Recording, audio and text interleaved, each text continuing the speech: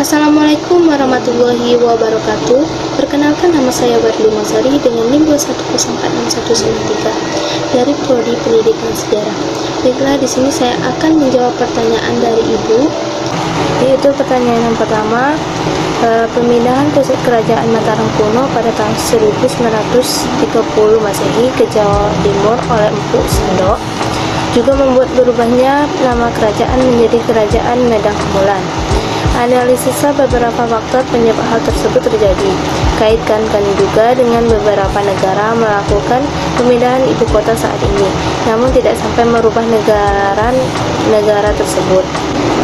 Faktor penyebab dari pemindahan kerajaan tersebut yaitu karena pada masa Sri Maharaja Rakai Empu Sindok 1929 sampai 1930 Masehi berkuasa pada pusat kerajaan Mataram kuno yang dipindahkan ke Jawa Timur untuk menghindari dari serangan kerajaan Sriwijaya dan terjadinya bencana alam meletusnya gunung berapi.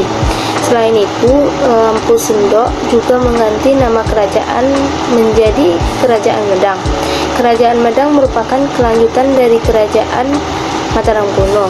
Kerajaan ini didirikan oleh Empu Sindok di wilayah Jawa Timur. Empu Sindok membangun dinasti Isyana yang memerintah di Kerajaan Medang, Jawa Timur. Dengan demikian, faktor penyebab perpindahan pusat kerajaan tersebut yaitu salah satunya yaitu karena untuk menghindari serangan dari Sriwijaya dan terjadinya bencana letusan gunung berapi. Terkaitan antara perpindahan ibu kota yang dilakukan oleh Empu Sindok dengan negara yang melakukan pemindahan ibu kota juga, yaitu karena pertumbuhan urbanisasi yang sangat tinggi dengan konsentrasi penduduk terbesar.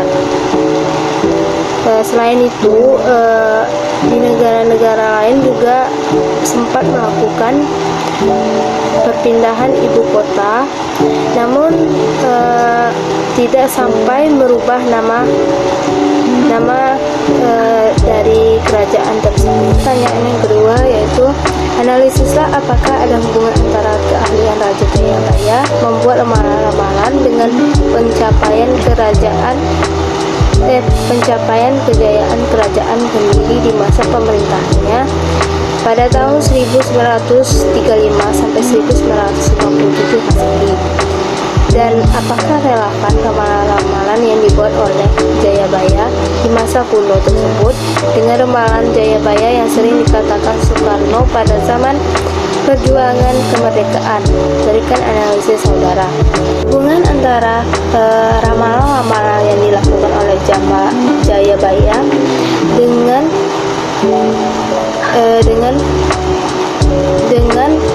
pencapaian puncak kejayaan pada masa kerajaan Kediri tentunya mempunyai hubungan, yaitu Raja Baya ini dikenal oleh masyarakat kini karena pada masa pemerintahan Kediri ini mencapai masa kejayaannya dan ketepatan mengenai ramalan-ramalan yang tertulis dalam Jangka Jayabaya, yaitu karena ramalan-ramalannya tersebut mempunyai hasil, yaitu masyarakat pada saat ini merindukan romantisme kejayaan dari kerajaan Kediri di masa lalu pada masa pemerintahan Jayabaya. Jadi intinya Raja Jayabaya ini sangat berperan dalam kerajaan Kediri ini memajukan dan sampai puncak kejayaannya dengan ramalan-ramalan yang dituliskannya pada dalam buku Jangka Jayabaya. Kemudian ramalan-ramalan yang dilakukan Jayabaya ini sangat relevan, yaitu suatu ramalan yang tertuang di dalam kitab Jangka Jayabaya yang dibuat oleh Raja Kendiri terdahulu, yaitu Prabu Jayabaya. Sampai saat ini ramalan Jayabaya masih dikenal luas dan tetap dilestarikan oleh masyarakat, khususnya pada masyarakat keturunan Jawa sendiri. Jadi ramalan-ramalan yang dilakukan oleh Jayabaya ini sangat relevan dan sangat dipercaya oleh masyarakat, terutama masyarakat Jawa sendiri. Dan ramalan-ramalan yang dilakukan oleh Jayabaya ini sangat tepat ramalannya, sehingga dapat dipercaya oleh masyarakat, terutama masyarakat keturunan Jawa sendiri. Yang ketiga, sejarah pendirian kerajaan Singasari oleh Ken Arok pada tahun 1222 Masehi penuh dengan pengkhianatan bertumpahan darah. Analisalah kenapa hal tersebut terjadi dan apa hikmah atau nilai-nilai yang dapat kita ambil dari peristiwa-peristiwa tersebut. Pada kerajaan Kendiri mengalami pertikaian dan pertumpahan darah, yaitu disebabkan oleh pergantian tahta kerajaan Singasari yang diwarnai pertumpahan darah yang dilatasi dengan latar balas dendam, yaitu dengan dibuktikan Ken Arok yang mati dibunuh oleh Anusapati atau anak tirinya. Lalu Anusapati yang mati dibunuh oleh Tohjaya atau anak Ken Arok dari Selir. Jadi faktor utama yang menyebabkan terjadinya pertikaian dan pertumpahan darah itu yaitu adanya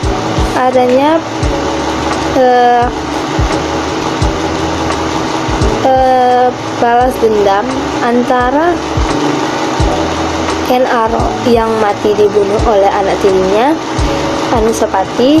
Kemudian juga Anusapati membalas dendam kepada Anusapati ini dibunuh oleh Tohjaya atau anak Ken Arok dari Selir yang membalas dendam atas kematiannya Ken Arok ayahnya. Jangan dendam antara satu sama lain, apalagi dendam secara turun-temurun, karena itu sangat tidak baik dan sangat merugikan. Dan saya ambil dari contoh Ken Arok yang dibunuh oleh anak tirinya, kemudian anak Ken Arok membalas dendam kepada anak tirinya Ken Arok, sehingga pembalasan dendam itu tidak ada habisnya, akan berlanjut terus menurun. Dan pertanyaan terakhir yaitu, menurut saudara, kenapa Gajah Mada harus mengucapkan sumpah kalah saat diangkat menjadi patih Kerajaan Majapahit?